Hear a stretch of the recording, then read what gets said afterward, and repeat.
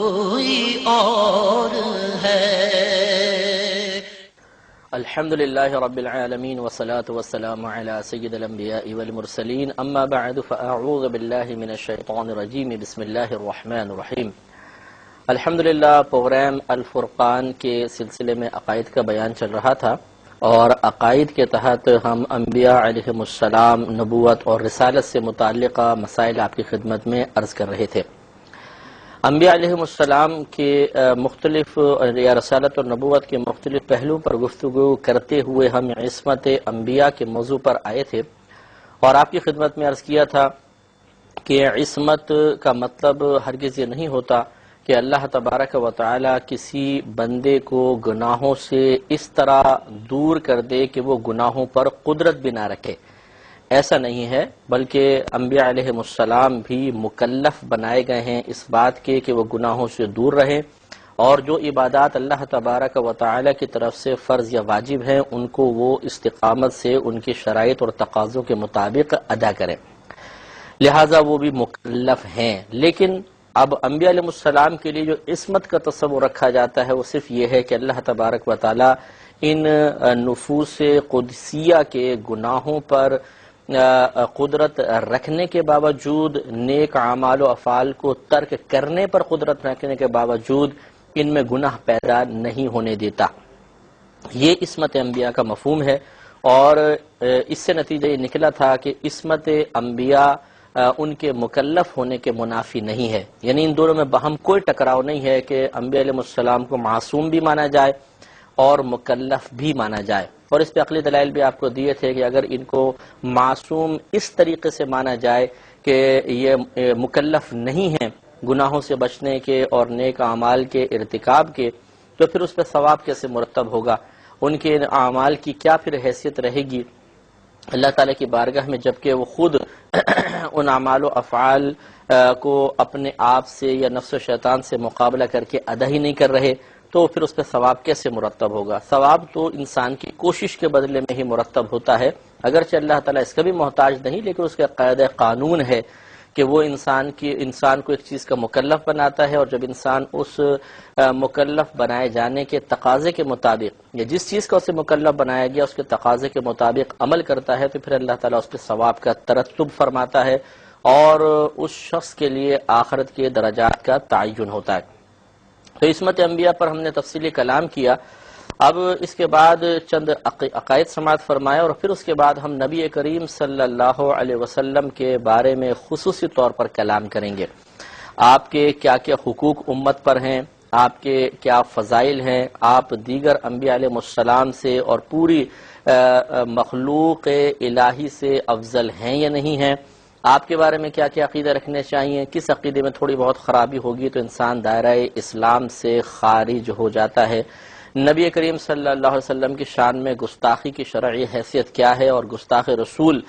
کے بارے میں شرعی حکم کیا ہوگا، یہ تمام انشاءاللہ ہم آپ کی خدمت میں عرض کریں گے۔ ایک بات پہلے یاد رکھیے کہ اللہ تعالیٰ نے قرآن عظیم میں ارشاد فرمایا کہ تلک الرسل فضلنا بعضهم علی بعض، یہ رسول ہیں ہم نے ان میں سے بعض کو بعض پر فضیلت عطا فرمائی ہے۔ منہم من کلم اللہ، ان میں سے بعض وہ ہیں کہ جن سے اللہ تبارک و تعالی نے کلام فرمایا،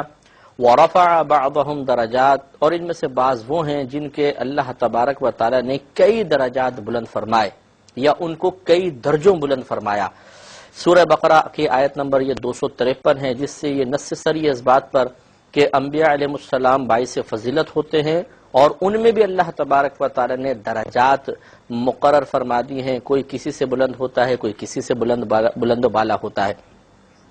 لہذا علماء نے یہ عقیدہ اخذ کیا ہے، اس آیت سے ہی نہیں لیکن یہ عقیدہ ہے کہ وہ فرماتے ہیں کہ انبیاء علیہ السلام تمام مخلوق سے افضل ہوتے ہیں، چنانچہ اگر کوئی غیر نبی کو کسی نبی پر فضیلت دیتا ہے، یعنی وہ کہتا ہے کہ میں فلاں شخص کو نبیوں سے بھی افضل مانتا ہوں، تو ایسا شخص کافر ہو جائے گا۔ لہذا کوئی بھی صحابی ہو یا کوئی بڑے سے بڑا ولی ہو، وہ کسی نبی سے افضل نہیں ہو سکتا، نبی ہی سب سے افضل اور اعلیٰ ہوتے ہیں۔ میں بہک سکوں یہ مجال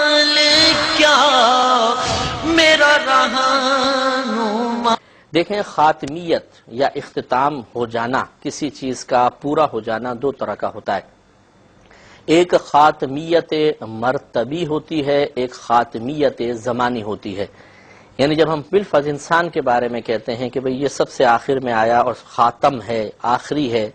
تو اب یہاں دو احتمالات ہو سکتے ہیں کہ جب آپ ایک شخص کے بارے میں کہہ رہے ہیں کہ یہ آخری ہے، تو خاتمیت مرتبی مراد لے رہے ہیں، یہ خاتمیت زمانی مراد لے رہے ہیں۔ خاتمیت زمانی کا مطلب آپ یہ کہیں کہ بھئی یہ تو بس آخری شخص ہے، تو گویا کہ آپ یہ ہو سکتا ہے یہ کہہ رہے ہوں کہ یہ بس آخری شخص ہے، اب اس کے بعد اس کا اور کسی کا ایسا زمانہ نہیں آ سکتا۔ تو اگر آپ یہ کہہ رہے ہیں کہ بس اس کا زمانہ پورا ہو گیا، اب اس کے بعد کوئی مزید نہیں آ سکتا، یا جو عہدہ اس کے پاس ہے اس عہدے کا زمانہ کا اختتام ہو گیا، مزید یہ عہدہ کسی کو نہیں ملے گا، آپ نے وقت کا ایک تعین کر دیا، ایک لمیٹیشن قائم کر دی ہے، تو ہم کہیں گے خاتمیت زمانی ہے کہ زمانے کا اختتام ثابت ہو گیا۔ اور اگر آپ یہ کہہ رہے ہوں کہ اس کے بعد بھی مثال کے طور پہ جو عہدہ اس کو ملا ہے وہ چلتا رہے گا زمانہ کے آگے زمانوں میں بھی، لیکن جس پائے کا یہ شخص ہے اب اس پائے کا اور کوئی آنا ناممکن ہے، اب اور نہیں آ سکتا، تو گویا کہ آپ نے اس کے مقام اور مرتبے کے بارے میں کہا ہے کہ اب اس کا اختتام ہو گیا، اس کے بعد اور کوئی اس کے مرتبے کا نہیں آ سکتا، لیکن آپ زمانے کی نفی نہیں کر رہے، ہو سکتا ہے اس منصب کا اور کوئی آ جائے، لیکن جو اس کے مرتبے کا ہے وہ نہیں آئے گا۔ اب ہم نبی کریم صلی اللہ علیہ وسلم کی مثال سے لیتے ہیں کہ ہم جو علماء اسلام ہیں وہ نبی کریم صلی اللہ علیہ وسلم کے بارے میں دونوں قسم کی خاتمیت کے قائل ہیں۔ وہ یہ کہتے ہیں کہ نبی کریم صلی اللہ علیہ وسلم کا خاتم ہونا خاتمیت زمانی کے اعتبار سے بھی ہے اور خاتمیت مرتبی کے اعتبار سے بھی ہے، یعنی نبی کریم صلی اللہ علیہ وسلم کے مقام اور مرتبے کا اب کوئی اور انسان آ ہی نہیں سکتا، آپ پر مقام اور مرتبے کی انتہا ہو گئی، اب آپ کے جیسا مقام کا کوئی شخص بعد میں نہیں آ سکتا، تو گویا کہ خاتمیت مرتبی ثابت ہوئی۔ اور اس کے ساتھ ساتھ یہ ہم کہتے ہیں کہ اب زمانہ نبوت ختم ہو گیا، یعنی مزید کسی نبی کا زمانہ نہیں آئے گا، اب اگر زمانہ ہے تو صرف ہمارے نبی کریم صلی اللہ علیہ وسلم کا زمانہ ہے اور یہ تا قیامت چلے گا، دنیا ختم ہو جائے گی لیکن کسی اور نبی کا زمانہ نہیں آئے گا۔ تو گویا کہ نبی کریم صلی اللہ علیہ وسلم کے زمانہ نبوت پر اب مزید کسی نبی کے زمانے کا اختتام ہو گیا، تو یہ خاتمیت زمانی بھی سرکار کو حاصل ہوئی۔ لہذا جو شخص اس بات کا قائل ہو یا یہ کہے کہ نبی کریم صلی اللہ علیہ وسلم کے بعد کوئی اور نبی آ سکتا ہے، وہ یقیناً کافر ہوگا، کیونکہ اس نے قرآن و حدیث کا انکار کیا۔ اور اگر کوئی یہ کہے کہ میں خاتمیت مرتبی کا قائل تو ہوں کہ جیسا نبی کریم صلی اللہ علیہ وسلم کا مقام اور مرتبہ ہے ایسا کوئی شخص آگے نہیں آ سکتا، لیکن خاتمیت زمانی کا قائل نہیں ہوں، یہ ہو سکتا ہے کہ نبی کریم کے بعد کوئی اور نبی بھی آ جائے، لیکن وہ نبی کریم صلی اللہ علیہ وسلم زمانی کا قائل نہیں ہوں، یہ ہو سکتا ہے کہ نبی کریم کے بعد کوئی اور نبی بھی آ جائے، لیکن وہ نبی کریم صلی اللہ علیہ وسلم کے مقام اور مرتبے کا نہیں ہوگا، تو یاد رکھیں وہ تب بھی یہ شخص کافر ہو جائے گا، کیونکہ علماء اسلام اس پر متفق ہیں کہ نبی کریم صلی اللہ علیہ وسلم کے لیے دونوں طرح کی خاتمیت ثابت ہوتی ہے، خاتمیت زمانی بھی اور خاتمیت مرتبی بھی، یہ ہمیشہ ذہن میں رکھیے گا۔ لہٰذا ہمارے نبی کریم صلی اللہ علیہ وسلم کے زمانہ اقدس کے بعد اب کسی اور نبی کا زمانہ نبوت نہیں آ سکتا، زمانے کے اختتام ہو گیا، اور نبی کریم صلی اللہ علیہ وسلم کو جو مقام و مرتبہ اللہ تبارک و تعالی نے اپنے کرم و فضل سے عطا فرمایا، ایسا مقام و مرتبہ اب کسی اور کو حاصل نہیں ہو سکتا، لہذا معلوم ہوا کہ خاتمیت مرتبی بھی نبی کریم صلی اللہ علیہ وسلم کو حاصل تھی۔ یہی قرآن و حدیث کا نچوڑ ہے، اور ہمیں یہ عقیدہ رکھنا ہوگا، جو اس کے خلاف عقیدہ رکھے گا وہ تباہ و برباد ہو جائے گا اور اس پر حکم کفر ہوگا۔ لہٰذا اگر خدا نخواستہ کسی کا کوئی ایسا ذہن ہو، اس نے عقیدہ رکھا ہو، تو اسے فوراً سے پیشتر توبہ کرنی چاہیے۔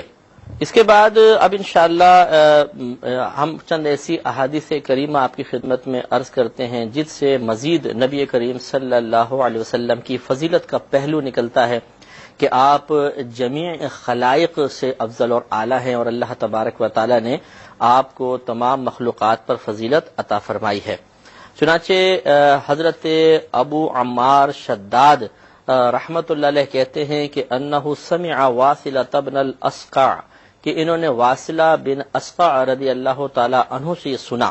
یقولا وہ کہتے تھے کہ سمعت رسول اللہ صلی اللہ علیہ وسلم یقول، میں نے یہ سنا کہ نبی کریم صلی اللہ علیہ وسلم ارشاد فرما رہے ہیں، ان اللہ اصطفى کنانۃ من ولد اسماعیل، کہ اللہ تبارک و تعالی نے حضرت اسماعیل علیہ السلام کی اولاد میں سے کنانہ کو منتخب کر لیا، یعنی قوم کنانہ کو گویا کہ لے لیا، واصطفى قریشا من کنانہ، اور کنانہ قوم میں سے قریش قبیلے کو منتخب فرمایا، واصطفى من قریش بنی ہاشم، اور قریش میں سے بنو ہاشم کو منتخب کیا، واصطفانی من بنی ہاشم، اور بنو ہاشم میں سے اللہ تعالی نے مجھے چن لیا۔ اس حدیث کی انشاءاللہ وضاحت کریں گے، لیکن نیکسٹ پروگرام میں، اگلے پروگرام میں، وآخر دعوانا ان الحمدللہ رب العالمین۔ میں بہک سکوں یہ دیکھیں، خاتمیت یا اختتام ہو جانا، کسی چیز کا پورا ہو جانا دو طرح کا ہوتا ہے، ایک خاتمیت مرتبی ہوتی ہے، ایک خاتمیت زمانی ہوتی ہے۔ یعنی جب ہم بالفرض انسان کے بارے میں کہتے ہیں کہ بھئی یہ سب سے آخر میں آیا اور خاتم ہے، آخری ہے، تو اب یہاں دو احتمالات ہو سکتے ہیں کہ جب آپ ایک شخص کے بارے میں کہہ رہے ہیں کہ یہ آخری ہے، تو خاتمیت مرتبی مراد لے رہے ہیں، یہ خاتمیت زمانی مراد لے رہے ہیں۔ خاتمیت زمانی کا مطلب آپ یہ کہیں کہ بھئی یہ تو بس آخری شخص ہے، تو گویا کہ آپ یہ ہو سکتا ہے یہ کہہ رہے ہوں کہ یہ بس آخری شخص ہے، اب اس کے بعد اس کا اور کسی کا ایسا زمانہ نہیں آ سکتا۔ تو اگر آپ یہ کہہ رہے ہیں کہ بس اس کا زمانہ پورا ہو گیا، اب اس کے بعد کوئی مزید نہیں آ سکتا، یا جو عہدہ اس کے پاس ہے اس عہدے کا زمانہ کا اختتام ہو گیا، مزید یہ عہدہ کسی کو نہیں ملے گا، آپ نے وقت کا ایک تعین کر دیا، ایک لمیٹیشن قائم کر دی ہے، تو ہم کہیں گے خاتمیت زمانی ہے، کہ زمانے کا اختتام ثابت ہو گیا۔ اور اگر آپ یہ کہہ رہے ہوں کہ اس کے بعد بھی مثال کے طور پہ جو عہدہ اس کو ملا ہے وہ چلتا رہے گا زمانہ کے آگے زمانوں میں بھی، لیکن جس پائے کا یہ شخص ہے، اب اس پائے کا اور کوئی آنا ناممکن ہے، اب اور نہیں آ سکتا، تو گویا کہ آپ نے اس کے مقام اور مرتبے کے بارے میں کہا ہے کہ اب اس کا اختتام ہو گیا، اس کے بعد اور کوئی اس کے مرتبے کا نہیں آ سکتا، لیکن آپ زمانے کی نفی نہیں کر رہے، ہو سکتا ہے اس منصب کا اور کوئی آ جائے، لیکن جو اس کے مرتبے کا ہے وہ نہیں آئے گا۔ اب ہم نبی کریم صلی اللہ علیہ وسلم کی مثال سے لیتے ہیں کہ ہم جو علماء اسلام ہیں وہ نبی کریم صلی اللہ علیہ وسلم کے بارے میں دونوں قسم کی خاتمیت کے قائل ہیں۔ وہ یہ کہتے ہیں کہ نبی کریم صلی اللہ علیہ وسلم کا خاتم ہونا خاتمیت زمانی کے اعتبار سے بھی ہے اور خاتمیت مرتبی کے اعتبار سے بھی ہے، یعنی نبی کریم صلی اللہ علیہ وسلم کے مقام اور مرتبے کا اب کوئی اور انسان آ ہی نہیں سکتا، آپ پر مقام اور مرتبے کی انتہا ہو گئی، اب آپ کے جیسا مقام کا کوئی شخص بعد میں نہیں آ سکتا، تو گویا کہ خاتمیت مرتبی ثابت ہوئی۔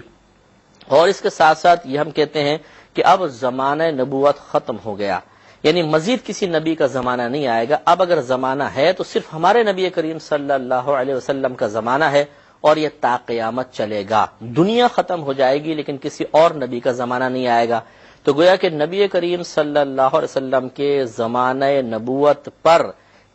اب مزید کسی نبی کے زمانے کا اختتام ہو گیا، تو یہ خاتمیت زمانی بھی سرکار کو حاصل ہوئی۔ لہذا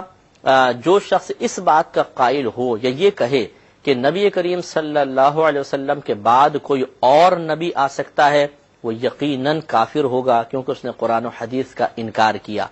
اور اگر کوئی یہ کہے کہ میں خاتمیت مرتبی کا قائل تو ہوں، کہ جیسا نبی کریم صلی اللہ علیہ وسلم کا مقام اور مرتبہ ہے ایسا کوئی شخص آگے نہیں آ سکتا، لیکن خاتمیت زمانی کا قائل نہیں ہوں، یہ ہو سکتا ہے کہ نبی کریم کے بعد کوئی اور نبی بھی آ جائے، لیکن وہ نبی کریم صلی اللہ علیہ وسلم کے مقام اور مرتبے کا نہیں ہوگا، تو یاد رکھیں وہ تب بھی یہ شخص کافر ہو جائے گا، کیونکہ علماء اسلام اس پر متفق ہیں کہ نبی کریم صلی اللہ علیہ وسلم کے لیے دونوں طرح کی خاتمیت ثابت ہوتی ہے، خاتمیت زمانی بھی اور خاتمیت مرتبی بھی، یہ ہمیشہ ذہن میں رکھیے گا۔ لہٰذا ہمارے نبی کریم صلی اللہ علیہ وسلم کے زمانہ اقدس کے بعد اب کسی اور نبی کا زمانہ نبوت نہیں آ سکتا، زمانے کے اختتام ہو گیا، اور نبی کریم صلی اللہ علیہ وسلم کو جو مقام و مرتبہ اللہ تبارک و تعالی نے اپنے کرم و فضل سے عطا فرمایا، ایسا مقام و مرتبہ اب کسی اور کو حاصل نہیں ہو سکتا، لہذا معلوم ہوا کہ خاتمیت مرتبی بھی نبی کریم صلی اللہ علیہ وسلم کو حاصل تھی۔ یہی قرآن و حدیث کا نچوڑ ہے، اور ہمیں یہ عقیدہ رکھنا ہوگا۔ جو اس کے خلاف عقیدہ رکھے گا وہ تباہ و برباد ہو جائے گا اور اس پر حکم کفر ہوگا۔ لہذا اگر خدا نخواستہ کسی کا کوئی ایسا ذہن ہو، اس نے عقیدہ رکھا ہو، تو اسے فوراً سے پیشتر توبہ کرنی چاہیے۔ اس کے بعد اب انشاءاللہ ہم چند ایسی احادیث کریمہ آپ کی خدمت میں عرض کرتے ہیں جس سے مزید نبی کریم صلی اللہ علیہ وسلم کی فضیلت کا پہلو نکلتا ہے کہ آپ جمیع خلائق سے افضل اور اعلیٰ ہیں، اور اللہ تبارک و تعالی نے آپ کو تمام مخلوقات پر فضیلت عطا فرمائی ہے۔ چنانچہ حضرت ابو عمار شداد رحمت اللہ علیہ کہتے ہیں کہ انہ سمع واصلۃ بن الاسقع، کہ انہوں نے واصلہ بن اسقع رضی اللہ تعالی عنہ سے سنا، یقولا وہ کہتے تھے کہ سمعت رسول اللہ صلی اللہ علیہ وسلم یقول، میں نے یہ سنا کہ نبی کریم صلی اللہ علیہ وسلم ارشاد فرما رہے ہیں، ان اللہ اصطفى کنانۃ من ولد اسماعیل، کہ اللہ تبارک و تعالی نے حضرت اسماعیل علیہ السلام کی اولاد میں سے کنانہ کو منتخب کر لیا، یعنی قوم کنانہ کو گویا کہ لے لیا۔ واصطفى قریشا من کنانہ، اور کنانہ قوم میں سے قریش قبیلے کو منتخب فرمایا۔ واصطفى من قریش بنی ہاشم، اور قریش میں سے بنو ہاشم کو منتخب کیا۔ واصطفانی من بنی ہاشم، اور بنو ہاشم میں سے اللہ تعالیٰ نے مجھے چن لیا۔ اس حدیث کی انشاءاللہ وضاحت کریں گے، لیکن نیکسٹ پروگرام میں، اگلے پروگرام میں، وآخر دعوانا ان الحمدللہ رب العالمین۔ میں بہک سکوں یہ